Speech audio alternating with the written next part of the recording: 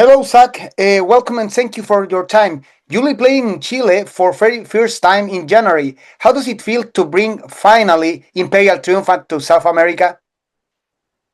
I'm very excited. I've never been to Chile, and we've worked very hard with Victor and the Chamucos crew to make this happen, and we're very, very grateful. And I think this was always meant to be. Okay, cool. And you are joining forces with CYNIC for this tour. Does it mean to you to share the stage with such a legendary and forward-thinking band? It's very exciting, and we've never met them before, so Okay. it's going to be a really. We definitely never toured with them, so this will be a very spectacular, unique performance for everyone to bear witness. Cool. Okay, let's talk about your latest release, Goldstar. The sound is chaotic, rich, cinematic. It feels like a descent into a golden dystopia.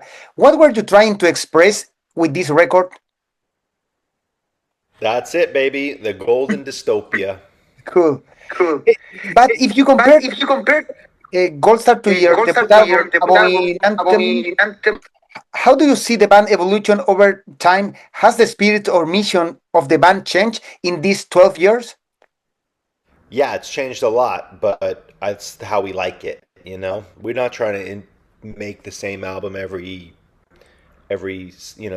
cycle, and we definitely are trying to explore and change and do different things.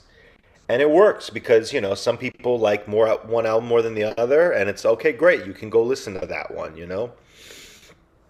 We're definitely the kind of artist that's not trying to just make the same album over and over. Okay, from Abominamentum to Goldstar, your sound has grown in complexity, but the intensity and, and is growing. What stayed the same at the core of the band, and what has changed? I've stayed the same. Like I'm the founding member, and then I've changed rhythm sections, and that's sort of influenced what's going on. But we're very, yeah, we're just trying to keep an open mind, and things are. I think it's important that we change things around, and each album is a snapshot of the band, and as we grow and develop. One of the most striking aspects of Imperial Triumphant is the visual concept. Not just mask, it's about its full aesthetic world. How important is visual identity in your music? Very important, Kareem. And what is the difference between what do you do and what other bands do? Because there's a lot of bands using mask right now. But what do you feel is the difference? They say Imperial Triumphant is not the same. It's not another band with mask. Well, I can't really speak on behalf of the other bands, Okay. but for us, I would say that our masks are very objectively unique.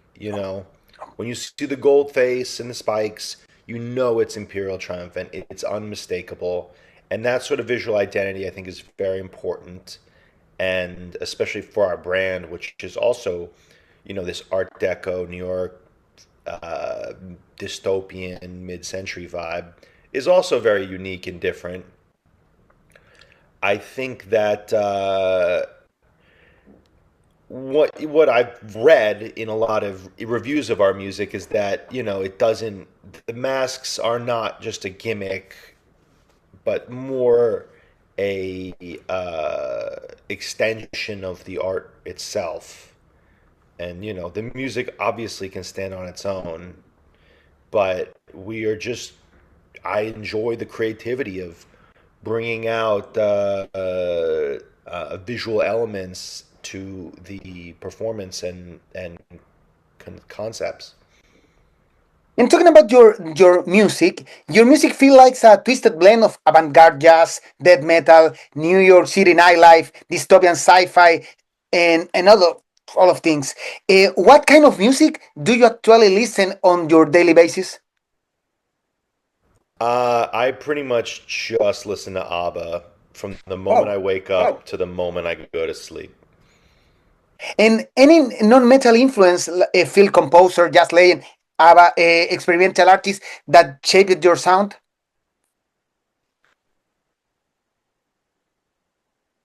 Yeah, there's a composer called Alfred Schnittke, a Russian composer, and he wrote this piece called Requiem, which is like a modern requiem, like it's, a classical piece, modern 20th century style, but it has like drums and some guitar on it. Like it's pretty out there as far as classical music goes.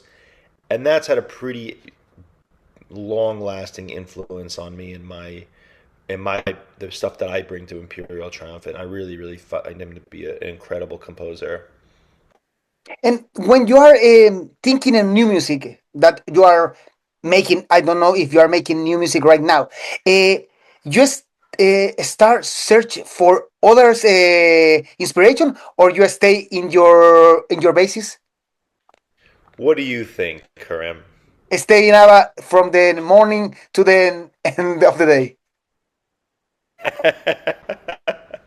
Dude, we're always expanding, always growing, always looking for new inspiration. Okay, and what another one metal bands, new metal bands, no new metal, no new like new metal bands. Are you listening right now that you're saying that hey, this is cool, this is interesting? I really like this Danish band called Scimitar. Their new album's pretty great. I like the new release from Agriculture. That one's fantastic. And I would say even the new Sanguisugabog has really, I've been really enjoying listening to it. I think that they finally got uh, the quality of the recording is phenomenal. Um, and I love that band Sombatli from LA. They're just like a badass band. Okay, I will listen it. Talking about the tour, how does the energy of a live show shape the way you perform songs from Goldstar versus how they were crafted in the studio? They change a little, or are the same that you listen? They change a lot, Karim. They change a lot. It's just the beauty of playing it with no click tracks and no metronome holding us down. We can do whatever we want, and the songs will change and they'll evolve. And night by night, they'll change speed, they'll change vibe, they'll change mood. It's really like that's kind of a jazzy thing about what we do, and I really, really appreciate it. And do you think that these errors, non live errors, make the music more real? Like in the right now in the world, there's a lot of people using AA for everything. So, do you think that this is the difference that Imperial Triumphant do use real life sound with error, with cutting shorts and all that shit? Literally, yes. This is yeah, we are the real ones. We're the ones that are making it from scratch. You would come on stage and what you hear is three musicians playing tunes, like there's no extra guitars or any sort, and even like any sort of backing tracks like vocal samples or intros. Those are actually triggered by Steve live, so like everything is being made by us. Cool. And there is a particular track they are excited to perform in Chile for first time. That's a great question. You tell me. I think I will like to listen all Goldstar album from. I think we'll probably play a lot of Gold Star because that's a really it's a the one that we've had the most recent practice with, and also we can play the most Gold Star songs because they're shorter, so we can fit more songs in a time period. If you look at we have a 30-minute set. I'm not saying we do. We hopefully have more, but like we could play maybe six Gold Star songs in that time frame versus when we're writing 8-minute songs. Yeah, You're playing like maybe 3.5 songs. it's interesting because your all your career is very different from, like you said, from album to album, and I think you have changed a lot, but it's the same band. And but I think the show is different. I believe because I haven't seen you, but I think a show in Forgetting Your Fear album will be different than a Goldstar show. Absolutely. Okay, just to end this interview, thank you for being here and thank you for the time. Thank you for your time. And Chile has a long tradition of welcoming extreme, challenging, and forward-thinking metal. What message would you like to send to your Chilean fans ahead of your debut show?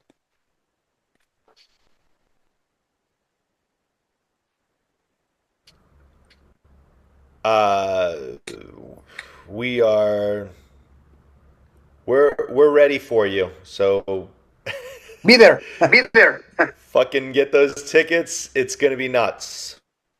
Okay, Zackary, have a nice day, have a nice travel to Chile, and have a very, very huge and nice tour with CYNIC this January in South America.